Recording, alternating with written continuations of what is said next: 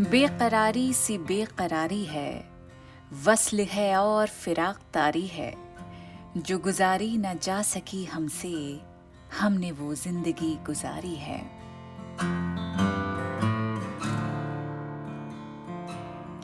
बिन तुम्हारे कभी नहीं आई, क्या मेरी नींद भी तुम्हारी है। आप में कैसे आऊं मैं तुझ बिन, सांस जो चल रही है आरी है।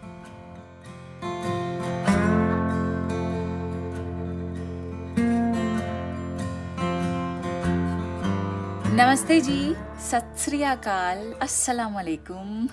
इतनी डाइवर्स तरीक़ों से हेलो इसलिए कह रही हूँ क्योंकि ऐसे ही डाइवर्स लिसनर्स ने मुझसे कई बार रिक्वेस्ट की है। इनफैक्ट जब से उर्दू नामा शुरू हुआ है तब से मेरे पास रिक्वेस्ट्स आ ही रही हैं कि मैं एक दिन जॉन एलिया स्पेशल पॉडकास्ट ज़रूर बनाऊँ। आज वो दिन आ गया है। And no, the name is not a mispronunciation of some English person called John Eliot, जो मुझे लगता था। It's J-A-U-N, John, E-L-I-A, Elia, Amroha के Jaun Elia. Prominent Hindi film director Kamal Amrohi के कज़न, न सिर्फ पोएट बल्कि स्कॉलर, फिलोसोफर जॉन एलिया ही के बारे में है आज का पॉडकास्ट।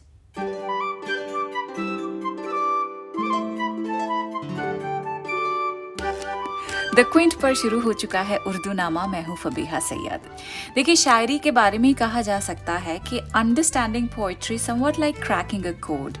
कोड कब क्रैक किया जाता है? जब उसकी ज़बान आती हो, यानी जिस टेक्नोलॉजी से वो कोड लिखा गया है उसकी प्रोग्रामिंग की ज़बान आती हो। तो इस हिसाब से तो उर्दू शायरी का लुत्फ सिर्फ वही लोग ठीक से उठा सकते हैं जिन्हें उर्दू ज़बान अच्छे से आती हो। नहीं, अब ये बताइए ना कि सिर्फ गालिब मीर, मोमिन फैज जैसे शायरों को समझने के लिए दिल चाहता है कि उर्दू सीखी जाए, है ना।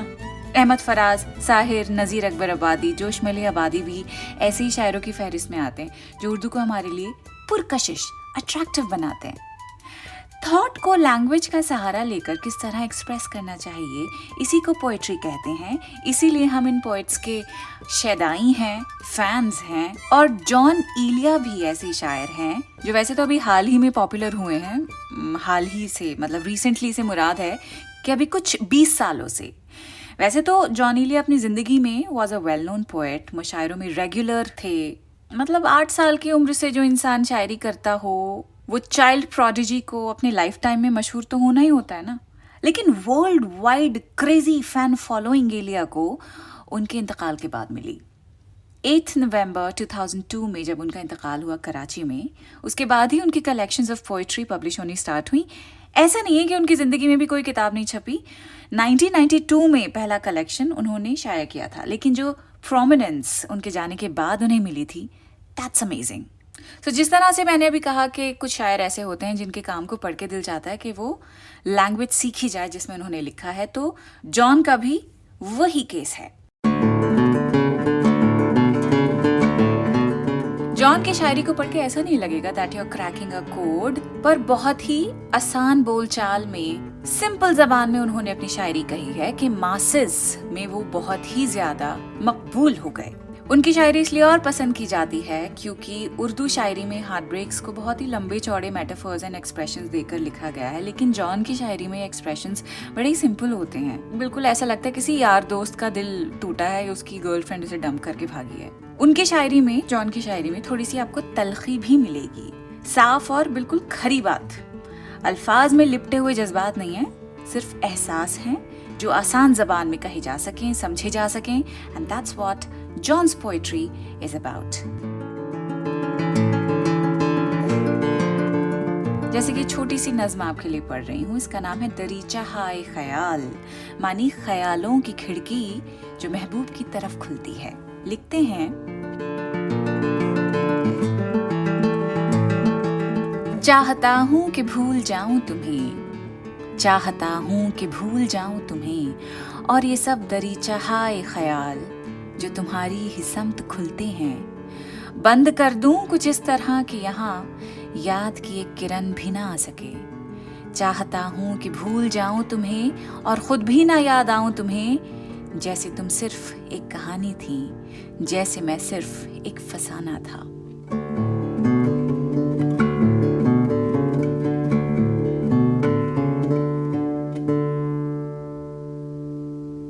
तरह के अकेलेपन और हार्ट ब्रेक पर एक गजल के कुछ अशार आपको मैं पढ़ के सुनाती हूँ।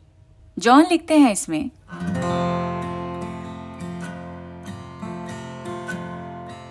एक ही मुज़्दा सुबह लाती है, मुज़्दा खुशखबरी। एक ही मुज़्दा सुबह लाती है, धूप आंगन में फैल जाती है।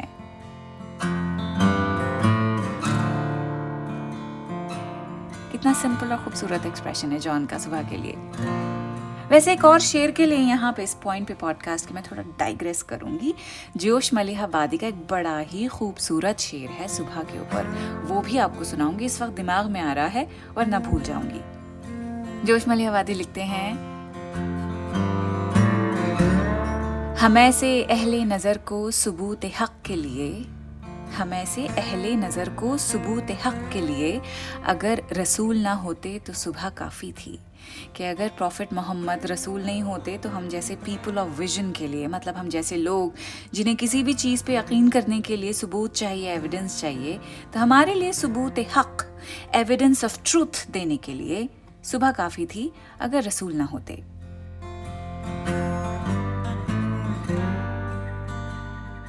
Coming back to Jaun Elia, जो अपने इस शेर में लिखते हैं कि एक दुखे हुए दिल के लिए सुबह के बारे में सिर्फ एक ही अच्छी बात होती है, वो ये कि सुबह के साथ धूप आती है और रोशनी कर देती है। एक ही मुज़्दा सुबह लाती है, धूप आंगन में फैल जाती है। मगर एक टूटे हुए दिल के लिए ठंडी हवा भी कितनी अनप्लेजेंट लगती है, चुभती है, बिल्कुल वैसे जैसे आंधी के झक्कड़ खाक उड़ा रहे होते हैं। तो इसी गज़ल की आगे के जो अशार हैं वो अब मैं पढ़ रही हूँ। एलिया लिखते हैं, रंग मौसम है और बादे सबा, शहर कूचों में खाक उड़ाती है। फर्श पर कागज उड़ते फिरते हैं, मेज पर गर्द जमती जाती है। सोचता हूँ कि उसकी याद आखिर अब किसे रात भर जगाती है। सो गए पेड़ जाग उठी खुशबू, जिंदगी ख्वाब क्यों दिखाती है। क्या सितम है कि अब तेरी सूरत गौर करने पे याद आती है। कौन इस घर की देखभाल करे, रोज एक चीज टूट जाती है।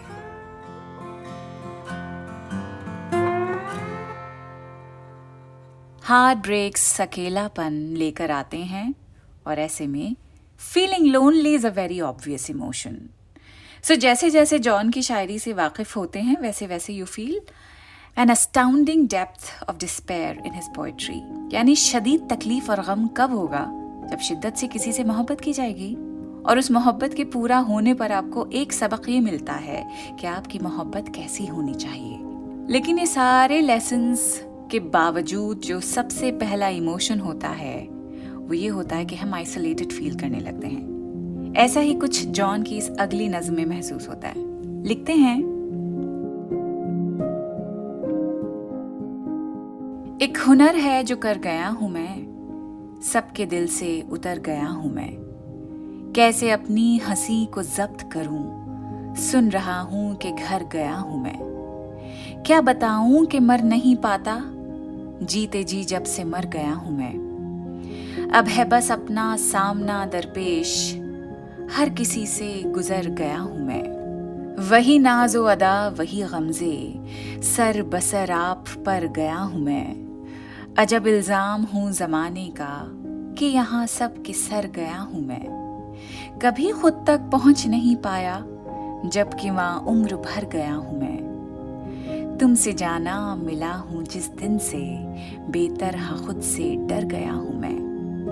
कुएं जाना में सोग बरपा है कि अचानक सुधर गया हूं मैं।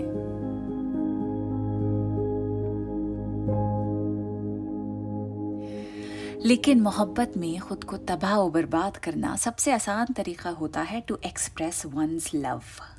इस बात की दलील देना मोहब्बत में कि देखो, हमसे ज्यादा मोहब्बत तुमसे कोई नहीं कर पाएगा, इसलिए हमने खुद को ही मिटा दिया है तुम्हारे पीछे। ऐसा भी मामला जॉन की शायरी में बार बार मिलता है।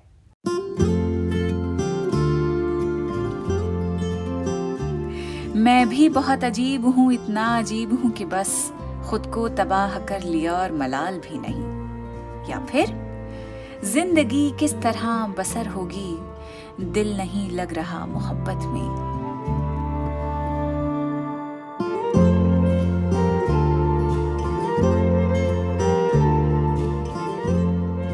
या फिर जॉन के खालीपन को एक नए ढंग से पहचान देना। मुस्तकिल बोलता ही रहता हूँ, कितना खामोश हूँ मैं अंदर से।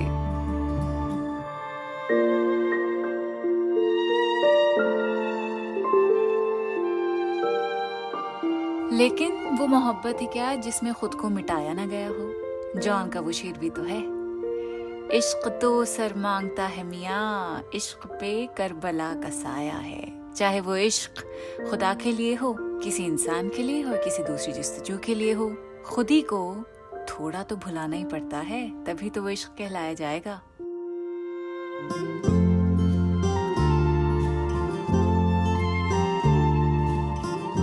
ये हैं अकेलेपन के तन्हाई के सैडनेस के शेड्स जॉन की शायरी में।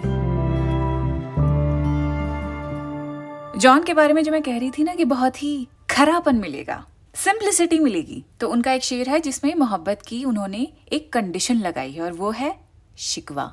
अब बताइए, इस तरह के एंगल के बारे में कभी हम सोच सकते हैं क्या?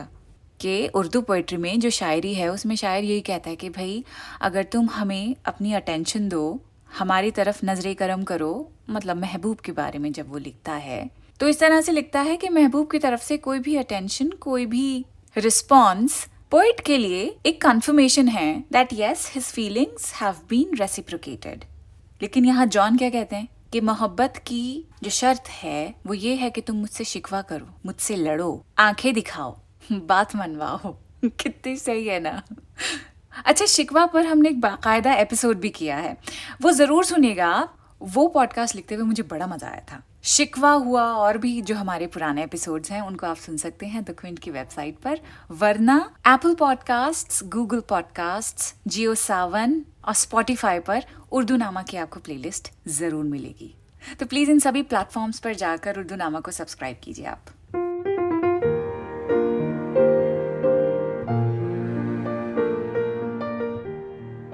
तो इस शेर में जिसकी मैं बात कर रही थी, इसमें जॉन कहते हैं कि मोहब्बत तो बस एक बात से साबित होती है, वो ये कि तुम हमसे कुछ तो गिला करो। लिखते हैं, कैसे कहें कि तुझको भी हमसे है वास्ता कोई, कैसे कहें कि तुझको भी हमसे है वास्ता कोई, तूने तो हमसे आज तक कोई गिला नहीं किया। तो अगर आपसे आपका पार्टनर ये कहे कि बारिश हो रही है, ये देखो ठंड में कितना मजा आ रहा है, काश तुम हमारे साथ होते, हम साथ में मिलकर अदरक की चाय पीते और किशोर कुमार के गाने सुनते, कितना मजा आता। पर देखो इतने हसीन मौसम में तुमने तो हमें कॉल भी नहीं किया, मैसेज भी नहीं किया कि तुम हमको मिस कर रहे हो। इस तरह की शिकवे शिकायतों का मतलब ये है कि उनके लिए आपकी तरफ से रिस्पॉन्स कितना मायने रखता है। परवीन शाकिर की भी तो यही शिकायत थी अपने महबूब से, मैं क्यों उसको फोन करूं, उसके भी तो इल्म में होगा, कल मौसम की पहली बारिश थी।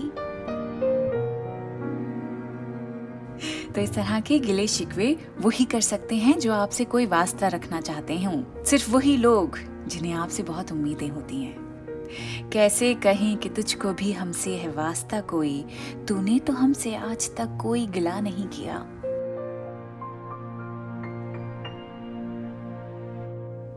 तो शिकवे, गिले, छोटी मोटी लड़ाइयां are a part of a healthy relationship.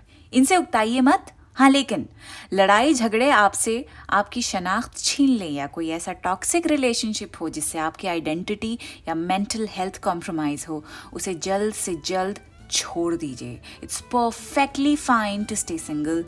अकेले होने में और तन्हा होने में बहुत फर्क होता है। जिस दिन आपके समझ आ जाएगा, जो बहुत ही मुश्किल डिसीजंस हैं वो लेने आसान हो जाएंगे। अकेलेपन में आप खुद को बेहतर जान सकते हैं, जो चाहे कर सकते हैं। So please all the single people out there, celebrate your freedom, travel. मौसम भी देखो कितना अच्छा है, हर कोई सफर कर रहा है, ट्रैवल कर रहा है, जिसे देखो घूमने गया हुआ है। मैं भी मुंबई से बैठ कर ये पॉडकास्ट कर रही हूँ। एक्चुअली एक फैमिली फंक्शन अटेंड करने हम लोग आए हुए हैं and I am missing Delhi की सर्दी। बॉम्बे में इस वक्त सर्दी नहीं है, मतलब इट्स प्लेजेंट। और सर्दी जिस पर लास्ट पॉडकास्ट है मेरा, वो एपिसोड अगर आपने मिस कर लिया है तो सुन लीजिएगा। And if you are travelling then Urdu Nama का अगला एपिसोड इज फॉर यू। और अगर आप ट्रैवल भी नहीं कर रहे तब भी एपिसोड आपके लिए है, because in this life we all are travelling. हम सब सफर में हैं। So keep travelling, keep flying. और सफर में कोई फिल्म देखना चाहते हैं तो काला देख लीजिएगा आप, और उसका रिव्यू अगर आप सुनना चाहते हैं तो क्विंट पर डू आई लाइक इट नाम का एक पॉडकास्ट है। इसमें host Pratiksha is talking about mother daughter relationship in films. So bon voyage till we meet again next week. खुदा हाफिज।